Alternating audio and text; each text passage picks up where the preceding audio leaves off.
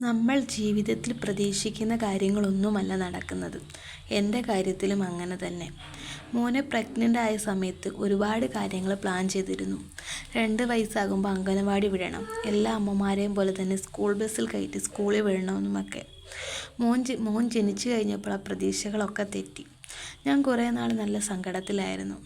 പിന്നെ ഒരു അമ്മ എന്ന നിലയിൽ എല്ലാ സാഹചര്യത്തിലും പൊരുത്തപ്പെട്ടല്ലേ പറ്റൂ.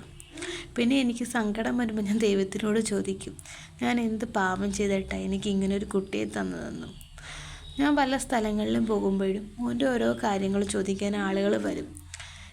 ചിലരോട് ആദ്യം തൊട്ട് അവസാനം വരെ പറയണം. ചില പ്രായമുള്ള അമ്മമാർ പറയും, ദൈവം ഇങ്ങനെയുള്ള കുട്ടികളെ നോക്കുന്നവരുടെ കയ്യിലേ തരാറുള്ളൂ എന്ന്. അത് കേൾക്കുമ്പോൾ എനിക്കൊരു സമാധാനമാണ്. എന്നെപ്പോലെ തന്നെ എത്ര അമ്മമാരുണ്ട്. ഇപ്പം എനിക്ക് സങ്കടമൊന്നുമില്ല, മറിച്ച് പ്രതീക്ഷകളാണ്. മോൻ്റെ ഓരോ കഷ്ടപ്പാടിനൊപ്പവും ഒരു ബലമായിട്ട് ഞാൻ എന്നും കൂടെ കാണും.